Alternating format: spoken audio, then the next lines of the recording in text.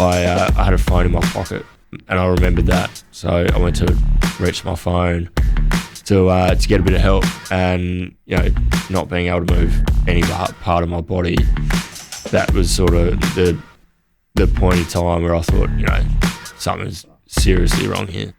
Charles Brice just completed a 300-kilometre ride, which is impressive by anyone's standards, but he did it without the use of his legs. Hand cycling from the Riverland to Adelaide and raising $130,000 for spinal injury research. Charles' life changed forever in 2010 when a motorbike accident destroyed his spine and made him a quadriplegic. I kept thinking over in my head, I must just be in a bit of shock. Who breaks their neck? I was 19, I was invincible. With the life he planned on living taken from him in an instant, he was faced with the monumental challenge of adapting to a brutal new reality. Through extreme adversity, he has done just that, and now even considers himself lucky. You've got to have a sense of humour about it as well. That's one of the biggest things that has gotten me through. Welcome to Young Blood, a podcast all about young men's health. My name's Callum McPherson, I'm a journalist, and this is our mission to talk about the stuff that matters and isn't talked about enough. Let's do it. Tell us about your life before the accident. Life before my accident was just like any other childhood, really. I guess it probably wasn't like any other childhood. I feel really blessed with the childhood that I had. I was exposed to, a lot more opportunities, throughout my younger years and what I saw other kids had when I was growing up. I was very active. I played footy, cricket, basketball, squash, rode motorbikes, raced go-karts, flew aeroplanes. So I really had nothing to complain about when I was growing up. And of course, growing up in Naracoorte, you're exposed to probably a lot more things than what kids are in the city, I guess. So yeah, I love my childhood, and I wouldn't swap it for anything. Were you a little adrenaline junkie? Yeah, probably. Yeah, I mean, any spare time I had, I was, after school, before school, weekends, I was just always on the motorbike. And from what age? Oh, I got my first motorbike when I was 4. Young, so you only just started walking. Yeah, and I don't think I had a push bike for that long either. So it was just wanted to go faster. Yeah, well, I mean, I can't really ever remember sort of wanting a motorbike, and I think I woke up Christmas morning and like 4 or 5 o'clock, like all young kids do, and just saw a silhouette of a motorbike, and I thought, I'm struck gold here. And yeah, just like from that day on, and it was just something that I love doing. But yeah, like then there's like the motorbikes and like racing go-karts as well. For me, anything that had a motor in it and that you could go fast, I was into it. What was it about the bike for you? Yeah, I guess it's just a bit of freedom, really. Like you can jump on the bike and and I guess like adrenaline, like you said, you can just tear around and have a whole lot of fun. And like the house that I grew up in, we had a pretty big yard for a house in town, and you could always go flat out around the yard, and yeah, it was just something that I always loved doing. And so were you a boarder in Adelaide? Yeah, so I spent sort of 15 years in Naracoorte, did all my schooling there, and then moved up to Adelaide for years 10, 11, 12 at Pembroke. So I boarded for 3 years. And what did you do when you finished school? I moved back down to Naracoorte for a while, just to had a sort of summer job, and then after that finished, I sort of didn't really know where I was headed. I still had big dreams to be a pilot, and I started my pilot license when I was 15. So I knew I wanted to finish that off, but you got to make money somehow. So I was always pretty busy, and then I had a phone call from a really good mate of mine who asked me if I'd wanted to go and work on his family's property up in the Riverland. And then you were up there for a few months. And tell us about the day of the accident. Yeah, so I was there for about 6 weeks. Again, I was still coming back to Adelaide to play football on the weekends, and we had a buy in the city, and we organised a motorbike ride with a few guys from around the area, and I thought it'd be a really good opportunity to meet some more locals and sort of expand my friendship group in the area. So it was just for fun, sort of. Yeah, stories. it was just a bit of a trail ride before a game of footy, and yeah, we're probably out for I don't know, maybe an hour, and up around there. We weren't on a track. We were, you follow the side of the road, and there's tracks that sort of weave in and out through trees, and you're looking at probably a 40k ride. How many times had you done a ride sort of like that though? Never. Right. Or not in the area.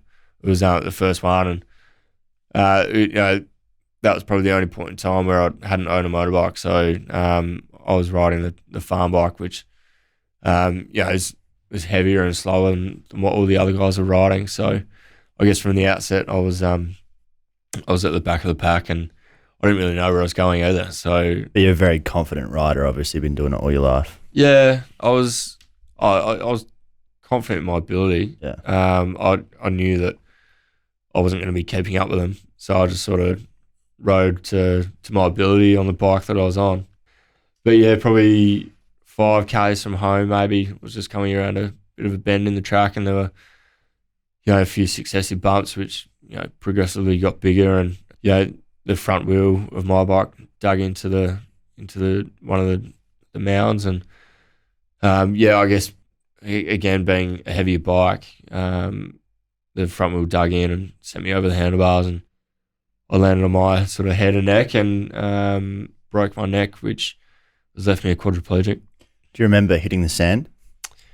I don't remember hitting the sand. I came to pretty quick. I've got a really good memory of sort of the whole day, before the ride, after the ride, after the accident. When you were lying there, what was going through your head? Did you have an awareness of what had happened, or? No, I had no idea what I'd done to myself. I mean, I'd had plenty of accidents beforehand, and looking back on it, I've had sort of worse accidents than the one that I had on this day, and I guess I was laying there. I couldn't move any part of my body. Yeah, I was just trying to assess the situation. I had no idea previously about spinal cord injuries and what the resulting injuries would mean for me. So I kept thinking over in my head, I must just be in a bit of shock. Must have just broken my legs, or because your brain wouldn't even be able to go there at that time. Yeah, who breaks their neck? Like, I was 19, I was invincible. Like, these things don't happen to me. And I remember going through school, a mate of mine, he had a motorbike accident too, and he broke his pelvis. And I remember, just laying in the dirt, I think, Dougal did this. I think I must have just done the same thing. But yeah, it was probably a point in time where I had a phone in my pocket, and I remembered that. So I went to reach my phone to get a bit of help, and not being able to move any part of my body, that was sort of the point in time where I thought, something's seriously wrong here. So, how long were you lying there for? Being at the back of the group, I knew that I was going to be there for quite a while by myself. No one was coming behind me. I hate to put an exact time on it, but it felt like a very long time. It could have been 20 to 30 minutes. Yeah. But the guys were regrouping every sort of 15 to 20 minutes to catch up, and so I knew someone would be coming back for me. It was just a matter of hanging in there and waiting for that sound of another motorbike to come back. Yeah. And how'd you get to hospital? I got picked up by some paramedics, and it wasn't until recently that I got to meet them again for the first time since my accident, and that was really good to chat to them. And I guess I found out some more information about the day, which I didn't know. So I got picked up by the paramedics. What was the pain like? Were you like in and out of consciousness, or you couldn't feel anything? You would think breaking your neck, you'd be in like a world of pain. Yeah. But I wasn't. I was, when you have a bad night's sleep in like you don't sleep on a pillow and you wake up with a bit of a stiff neck. Like that's all it was for me. So again, like that's probably another part of the reason why I didn't think. You're thinking it can't be this bad, but then at the same time you can't move. Yeah, that's right. So yeah, it was confusing, but yeah. So I got taken to the Loxton Hospital. They airlift you or no? They did from the hospital. They were going to airlift me from the site where I fell off, but the weather was closing in, so they had to wait until later that night. So I got flown out of the Loxton Hospital there. I spent a few hours in the hospital and just medicated and probably a few tests done and stuff like that. So, and on the way there, did the paramedics tell you what had happened, or what were they saying? No, they didn't. They didn't tell me what was happened, or they didn't tell me what I'd done because I don't think they can, because like deep down they would have known, but not having done any scans, they can't tell me you've broken your neck, you'll never walk again. Being with the paramedics and on the way to hospital, like I just I was in the ambulance with Jock, and like we were laughing, and like it was sort of having a broken neck was the last thing on my mind, which I was asking the paramedics to take me to the bakery and to go and get some food beforehand, and I was confused and like as to why they didn't have the lights and sirens on, and just stuff like that. Like it was just didn't seem real, sort of. No, not really. And it's probably not part of the medication that they give me as well. So yeah. And so then when you were in hospital, what did they tell you, or when did someone have that conversation with you? I think it was just before going into surgery. I remember, the doctor, she told me that I'd broken the C5 and C6 vertebrae in my neck, and that basically I'd never walk again. And having not walked since, you've really got to commend them on their spot on diagnosis. Had surgery to fuse the bones in my neck, and then spent probably a good 2, maybe 3 weeks being sedated, which and in that point of time you ventilated as well, so tube down the throat, which eventually got taken out to like a tracheostomy, which was much more comfortable. But I was ventilated for quite a while. I lost 20 kilos, and really, like you just whole complexion changes. I didn't look at myself. It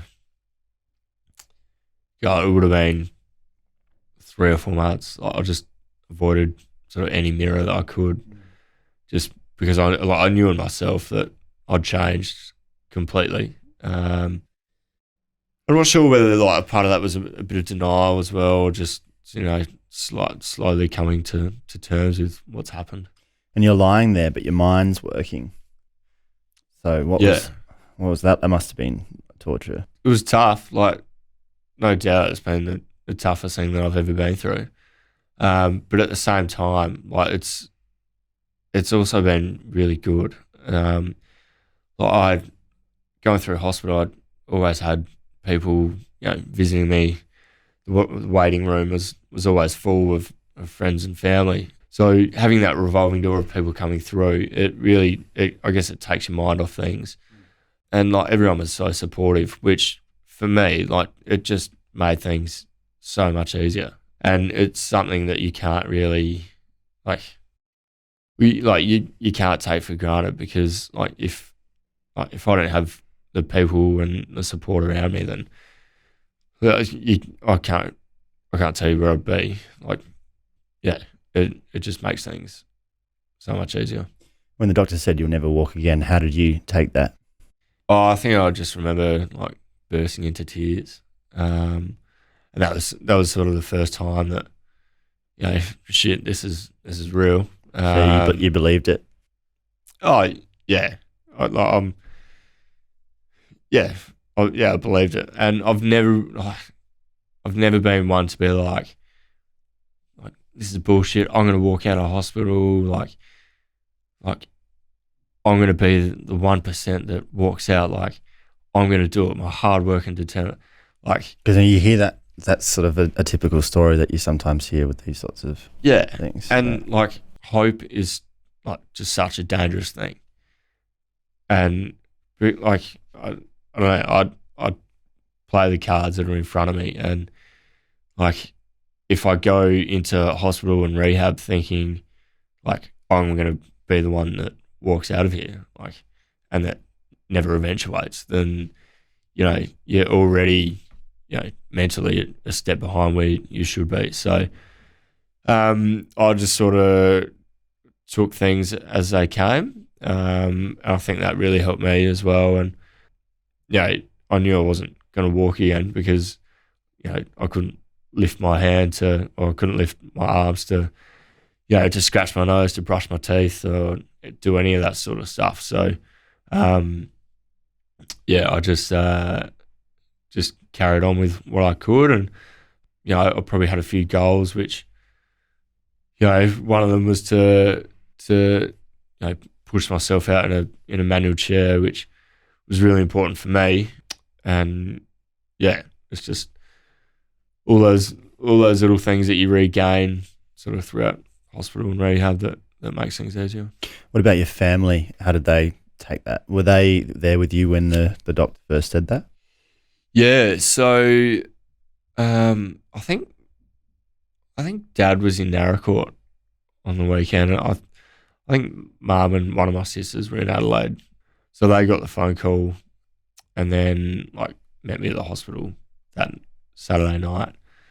One of my other sisters had just spent basically 24 hours travelling to Broome, and had spent a few hours there, and then got the phone call to say that I'd broken my neck. So I've ruined her holiday. She came back the next day, and the family hardly left hospital at all in those sort of first few weeks and months as well. So what was it like seeing them, and obviously knowing how upset they were? Was that in some ways as hard as, or harder than the way you were feeling about yourself? Or yeah, and I think like going through the whole experience, like it probably sounds a bit silly, but I'm so grateful that it happened to me, because like I would find it like near impossible to watch.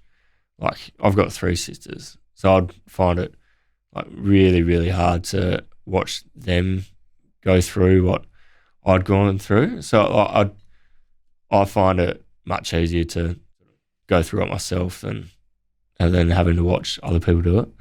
I think, I don't know, it'd just be so much harder for me. And what was it like for them watching you? Have they talked to you? Have you had that discussion? Oh, not in depth. Yeah. I'm sure it's probably been some of the hardest things that they've had to go through as well, because a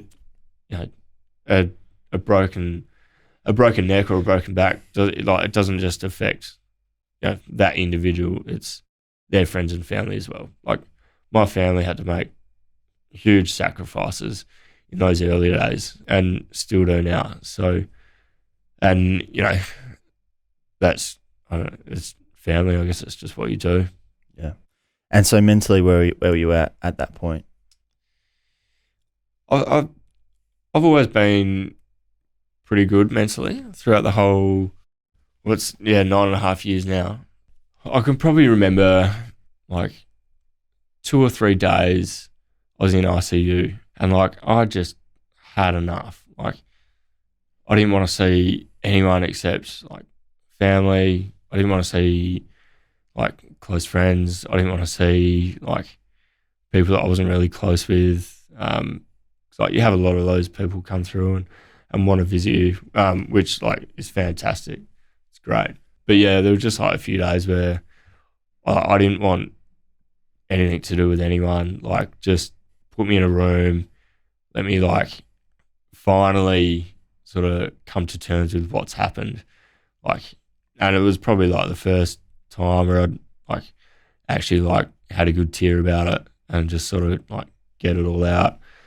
And once I did, like, I was sort of back to normal, back to my happy self.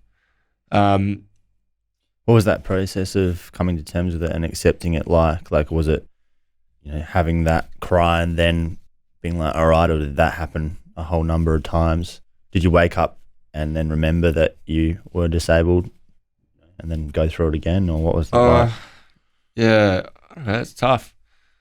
Like, I've always just had a positive attitude on sort of everything that I've done. And like, I don't really know what to put that down to. I guess like the people around me is one thing, but yeah, so I guess for me, I was just able to, I guess, just get on with it as well. I mean, like, I remember vividly when I was having a flying lesson one Saturday morning, and my flying instructor said to me, we were talking about something, and I was like, doesn't that piss you off? He's like, like, why worry about the things that you can't change?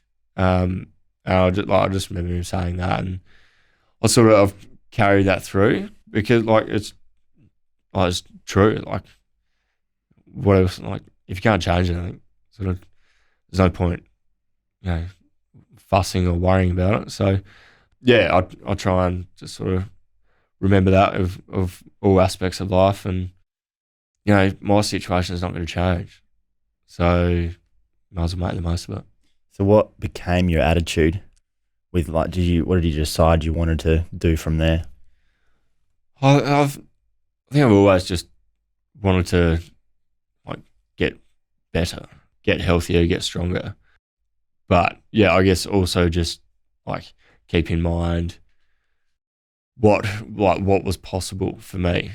Like, as I said, like, I knew I wasn't going to walk out of rehab, but yeah, I guess just trying to better myself, like, as a person and physically as well. So yeah, and just sort of remember, like, I guess how lucky I was to be in the situation that I was, because the spinal unit at rehab was right next to the brain injuries unit, and you see some people that are going through the brain injuries unit, and you see other people that are going through the spinal ward as well. And yeah, for me, I was just able to look at myself and look at the situation and be like, shit, like, I'm so lucky to be like where I am with, the people that I've got around me. So just grateful to be cognizant. Yeah, absolutely. Like, I had a pretty big fall, and there's every chance that if you have a big stack, then like, who knows where your brain's going to be at as well. So I'm just lucky that I can remember mum and dad and like recognise people, and still be able to have a conversation with them. Some people would probably argue that my brain's been affected, but you could say you're already like that. Yeah, that's right. Yeah. So by the time you got out of rehab, how far had you come? Yeah, so going into rehab, couldn't touch my face, couldn't really do anything for myself. I spent 14 months and 2 weeks in rehab, and then wheeled myself out on the day that I left. So it was exciting to leave. Yeah. But also like really nervous as well, because I spent the better part of 18 months in hospital and rehab, where like you've got nurses, doctors around you if anything goes wrong. Like you've got really good help when you need it, to then moving out as a 19-year-old who has no experience of being a quadriplegic, and moving into a new house with you're living a completely new life. So yeah, it's exciting in one hand, but then to leave, it's just really nerve-wracking because you're entering back into society, in a physical way that you don't really know how to live, and really where no one can really teach you how to live like that. So, but once I've been home for a while, it sort of, like anything, it becomes second nature, and life becomes more normal, whatever normal is. And you were able to become independent, pretty much. I'm not, still to this day, I'm not completely independent. So I get a bit of help sort of mornings and nights, just for jumping in and out of bed and stuff like that. So, but certainly over my time at being at home, I've become more and more independent. I live at home by myself now, and I guess you just automatically regain more independence, just by having to do things by yourself and for yourself, and just finding different ways around things that you need. So talk about the ride. When did that idea come up, and then how did it progress and turn into what it became? Yeah, so Will to Walk, that all came about when a friend of mine, Sarah Arnold, she came to me, and this was 6 years after my accident, and she came to me one day and said, I've been sitting on this idea ever since your accident. I want to raise some money for you. My idea is to walk from your accident site to Narracourt, where we both grew up. I was like, cool, that's a great idea. I want to do it with you. But I also didn't want it to be all about me in terms of fundraising. So, 6 years have passed. There'd been plenty of fundraisers for me throughout that time. And, I was in a pretty good space. I'd feel really bad if you keep going back to the same people, the same communities, asking for money, where really, I was, I'm in my own house. I'm set up with a car that I can get in and out of, and for me, I didn't want to make it. You wanted it to be bigger than you. Yeah, exactly. So I guess being an ambassador for the Wings for Life World Run, who they, their sole purpose is to try and find a cure for spinal cord injuries. I thought, let's raise some money for the bigger picture, and try and help out everyone that's had a spinal cord injury to get them back on their feet. Do you have any idea how many people were in a similar boat to you, in Australia? There's 15,000 people with a spinal cord injury in Australia. There's about 400 new cases every year. So, just over one a day, really. Someone's life changes dramatically. And, I thought if I could do something little and contribute in a way that helps other people, then, why not go for it? So it turned into, a walk from Paruna to Narracourt to a bike ride from Paruna to Adelaide. So we had 21 cyclists join us, and it was both the worst thing I've done. How far is that, by the way? Just over 300 kilometres. So we did it over 4 days, which it's a long way. It's a long way to drive. It's a long way to ride, especially with your hands. Yeah, exactly. So I guess the whole process, it was 2 years in the making. And when we came up with the idea, I hadn't even owned a bike. I didn't know whether I could ride a bike.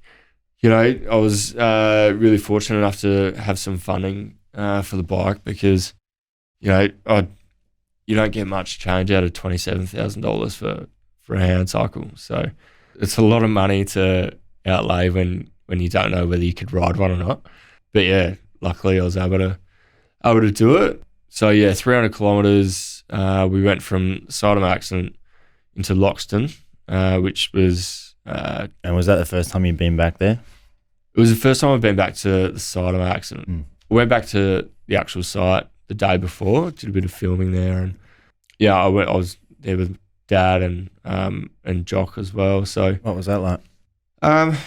It was interesting. It was really rewarding as well. Like, I didn't know how to feel. I didn't know whether I should expect to be really emotional, upset. But, I'd only spent 6 weeks in the Riverland, and, that exact road where I fell off, I hadn't been to very often. I don't think I'd driven down there much, and I sort of didn't really recognise it. So, you could have shown me any part of a track, any road in the area, and said, you fell off there, and it would have looked the same. Yeah, it would have looked the same, it would have meant the same. But yeah, I guess it's more interesting for me to be like, okay, this is where it all happened. I can remember sort of my surroundings a little bit, but yeah, it was good to go back. Were you aware in that moment of how much had changed in all those years? For me personally? Yeah, for sure. Yeah, it was probably a good time to reflect on what I'd been through, and yeah, I guess just the whole sort of 9 years, it's gone so fast as well. So yeah, I mean, it's good to go back and sort of check it out. But yeah, I mean, it's not a place that I was scared to go back to. It's just one of those things that happen. And so when you were out there, so I mean, that sounds tough. So physically and mentally doing that ride, just take us through how grueling that was. Yeah. We had it all. We started on the Wednesday morning and it was raining. And up until this point, keep in mind, my biggest ride on the bike was 45 Ks. And I did everything that I could to prepare. I'd had the bike for 9 months before the ride, and I guess in that time I'd also had to have surgery on my thumb because I'd ruptured a tendon. So there's an 8-week step back, and then throughout the winter I got the flu. So I didn't even want to look at the bike for a good month. Yeah. So there's 3 months of not doing anything, and then. Yeah, my longest ride was 45 Ks, and going into the ride where 50 Ks was the shortest day, I was like, shit, I don't even know if I'm going to be able to do it. Were you just trying to not think about that and just do it? Yeah. Or were you just fuck it, we've come this far, I've got the idea? Oh, yeah. And Sarah and I put in so much hard work to organise it all. Yeah, I wasn't going to not do it. I wasn't going to not do it. Yeah. And two, I figured, Jess Tringrove never runs 42 kilometres when she's training for a marathon. So, if she can do that, then I can ride 300 Ks with only, a 45 kilometre ride beforehand. So, day one was accident site to Loxton. As I said, we started in the rain, and it was just hill after hill after hill. You get to the top of one hill and you think, yes, we've made it. You look ahead and all you can see is the top of the next hill. So bit of a metaphor for life there. Yeah, exactly. So we got through it, and then throughout the end of the ride, it was hot. It was stinking hot. The hills again, they got me, and I can't regulate my body temperature. Because this was only the last month, October. Yeah, October. Yeah. So I can't regulate my body temperature as a side effect of the injury. So when you get hot, you sweat, and that cools your body down. So for me, all that heat just stays inside of me, and I got into Loxton, and I was just wrecked. exhausted, Yeah. like physically, emotionally. Like I was hot, like, and I was just done. That's day Like, one. Yeah, it's day one. Yeah. And like tomorrow we've got 100 kilometres in front of us. And we've got an event that night that, like I got back to the caravan park, like had a shower and just, like I was just But you can't quit. Is that the thought in your head though? Yeah, like you can't quit, but I was just like so exhausted. Yeah. That night, like we had an event at the pub and I had to make a speech and like I'd done the speech beforehand, like at another event, and I thought I'd like would have nailed it. And I was just a mess. Like I was just like, I was trying hard, like not to cry. It's a lot of expectation, man. Yeah. But yeah, just got into bed that night and just crashed and got up at 6:30 the next morning and thought, let's go for a 100K ride. Was it on a decline at least at all? No. No. And we had 4 days of headwinds. Like, we couldn't catch a break. Yeah. But you kept going. You did it. Yeah, you have to. And I had like pretty well my whole family was there, like support crew, and my closest friends were on the ride as well. And all these people had come together for this ride, and like for the one reason to raise money and awareness for spinal cord injuries. And I'm not going to quit because everyone's made sacrifices to be there. And I guess I'm pretty determined, sort of borderline stubborn. I think you could probably justify saying that, I reckon. Yeah, and like I didn't want to tell anyone that I couldn't do it. No, like that's just it goes against everything that you sort of stand for. Yeah, exactly. What I stood for. Yeah, poor choice of words. So when you did get through it, though, did you have a finish line, or do you remember like the moment where it was done and sort of the reaction of everyone when you got through it? Yeah, so after the 4 days, we rode into Adelaide, and the finish line was at Victoria Park Racetrack. So there's probably like 100 people turn out to welcome us back, and I remember riding next to Sarah, sort of coming into Victoria Park. I look up at her, and like she's just got tears running down her face. And I was like, oh, shit, like don't do that, not now. Did it set you off? No, like I had a few lumps in my throat. Yeah. And I was like, don't do this now. Like there are people around. We've had 4 bloody days to do this. Like not now. It's like selfish of her. And then like just having everyone at Victoria Park cheering us in, and I guess it was just a point in time where you could look back and think like, shit, we've raised a heap of money. We've had a whole lot of fun along the way, and just like the support that everyone's shown, like it was really emotional. It was really good. And when we got in, I took Sarah down past everyone and was able to just give her a bit of a hug and congratulate her for what we've been able to achieve, because like she was huge in this whole thing. Like there's no way that wheel to walk would have been possible if it wasn't for her help as well. So yeah, like it was just a massive relief to finally ride into Adelaide and know what we've done is, I guess, pretty significant,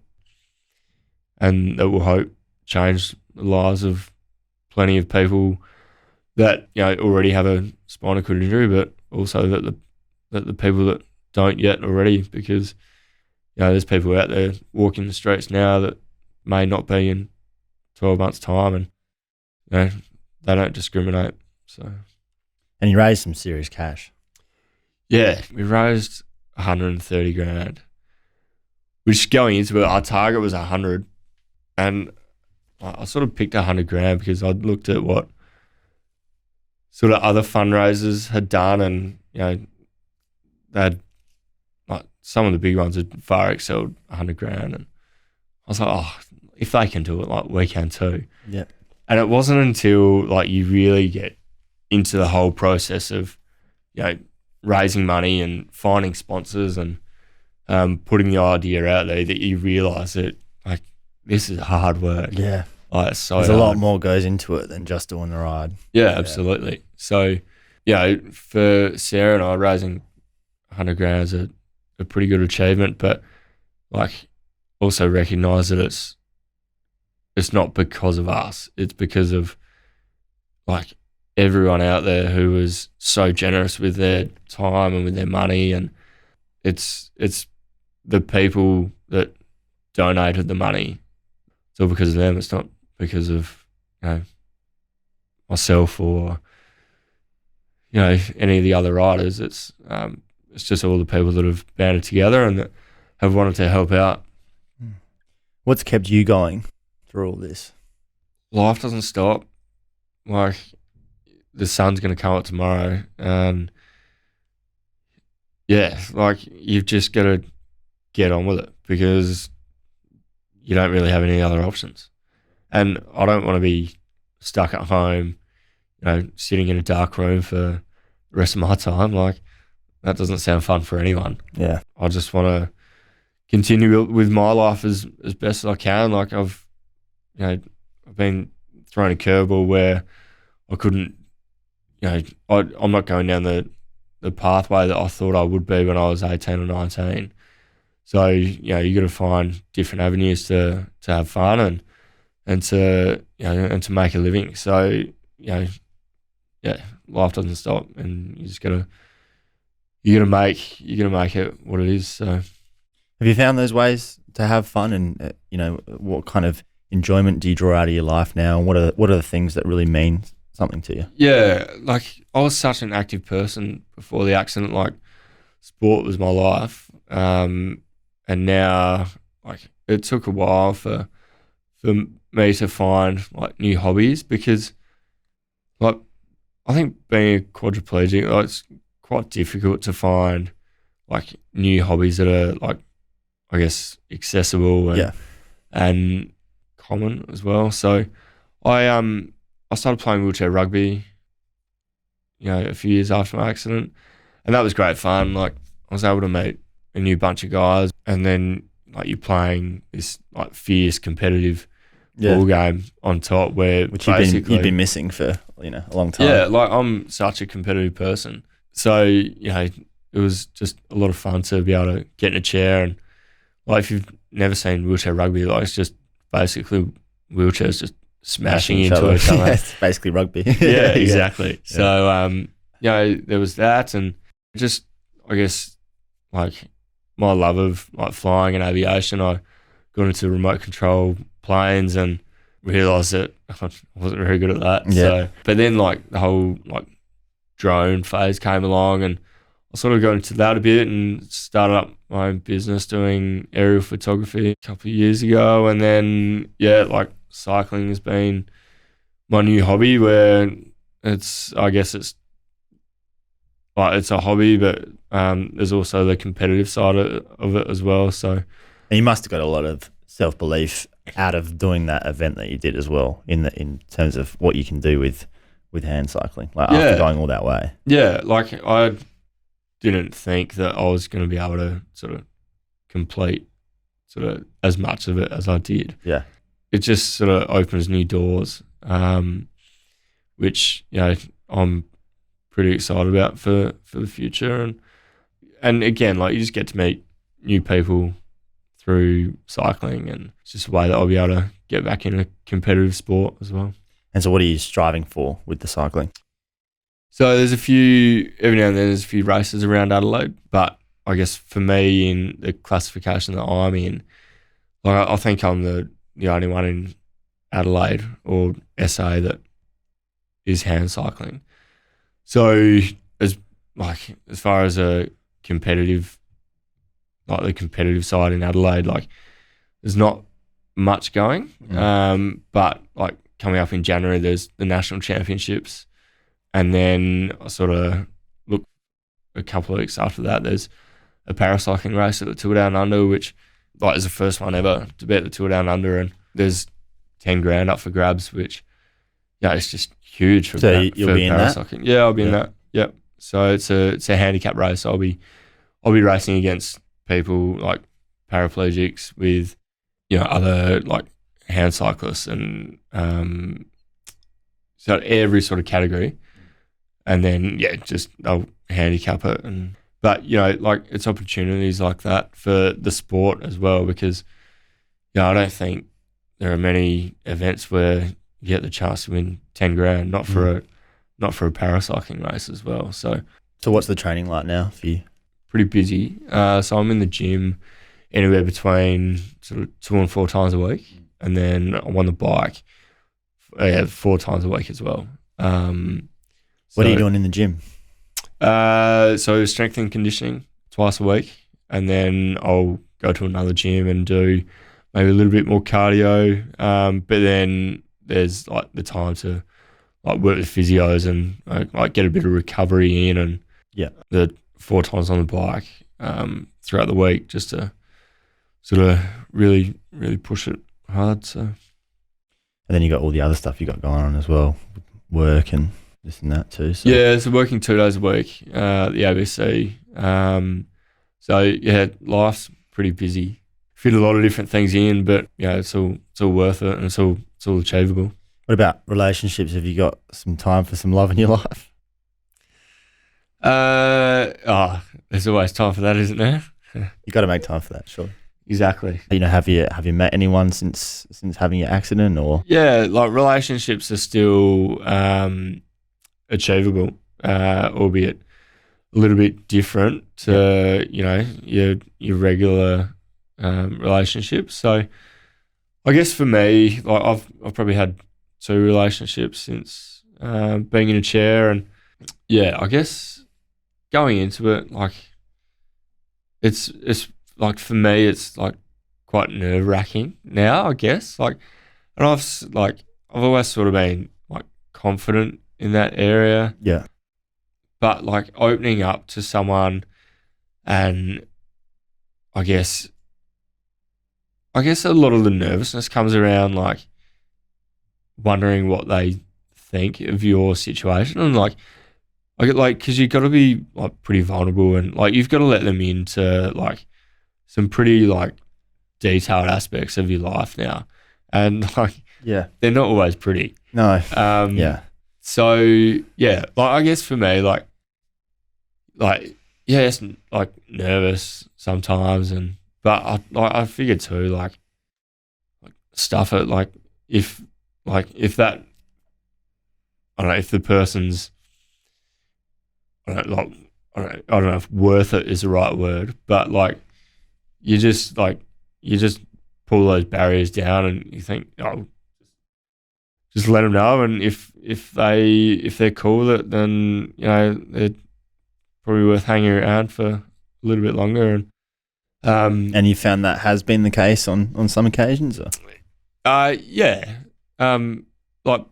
quite often people are like, they don't really care about my situation. But yeah, like I haven't had too many negative experiences really, which is good. Like it's good for me, it's good for other people out there with other disabilities as well. So, but yeah, I mean, it's always nice to have someone in your life. Yeah. So marriage and potentially children, is that still a thing one day, or? Yeah, for me, I'm quite open to it. I'm not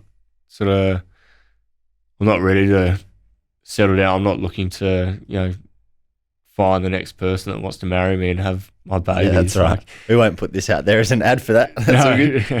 No, but like, if like the right person comes along, and if you're both at a point in time in your life where you want the same things, then like kids are still possible. Yeah. I'm not in any rush to have them tomorrow or yesterday. Like, I sort of sometimes feel like I don't have my own shit together, let alone having to look after someone else. So that's right. You're not even 30 yet. So. No, that's right. And I've got 5 nieces, so they're enough to. Got a bit of an idea of what that'll be like anyway. Oh yeah, but I mean, like, you know, they're cool and fun to hang around. So like, yeah, it's good enough for me at the moment. Yeah. So what are you striving for now?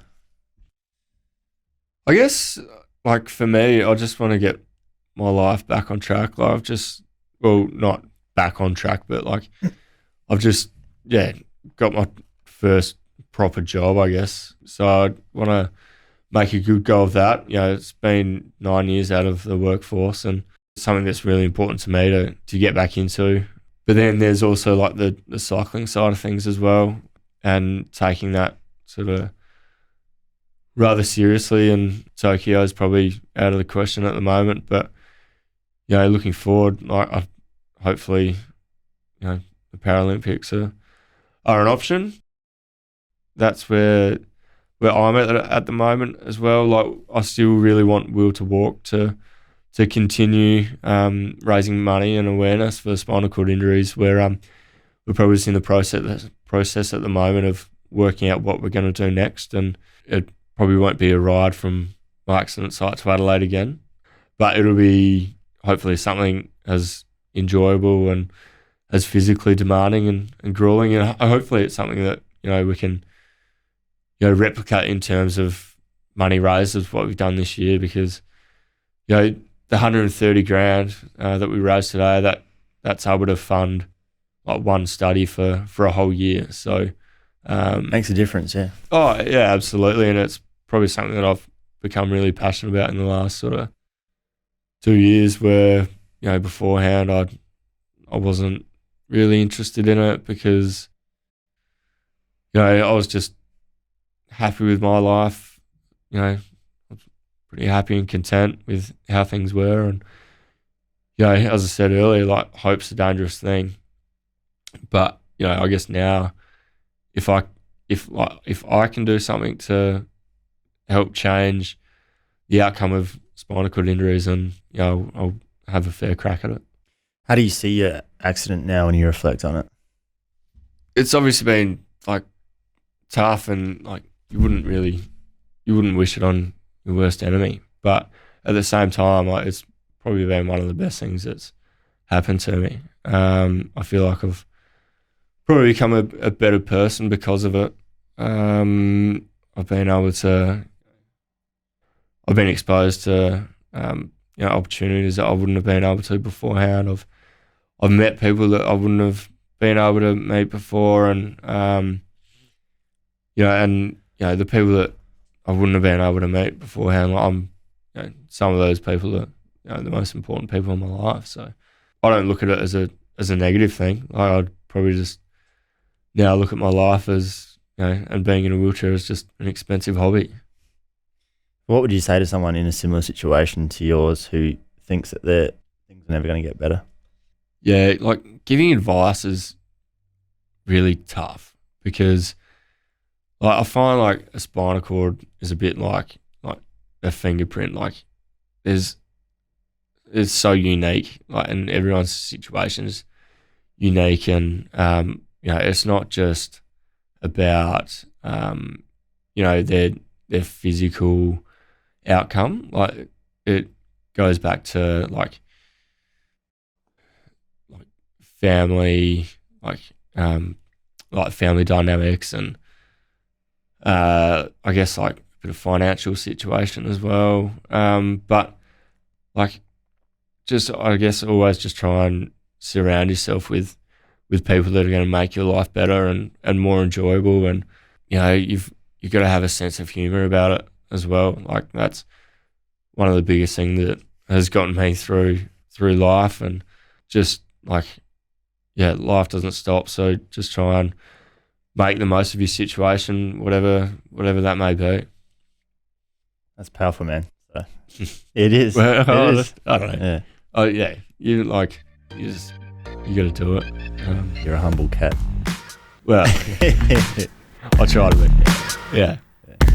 If you got something out of this episode, please leave a comment and subscribe wherever you get your podcasts. It really helps us grow the show so we can keep bringing you the content that matters. If you want to stay up to date with what we're doing and get involved, get onto the Young Blood Podcast Community Facebook group and follow Young Blood Podcast on Instagram. And if you're keen to get in touch with me, email youngbloodpodcast, all one word, at hotmail.com. This podcast was produced by the talented Rory Noak at Podbooth. You can check them out at podbooth.com.au. This is Young Blood. Thanks for joining us. Catch you next time.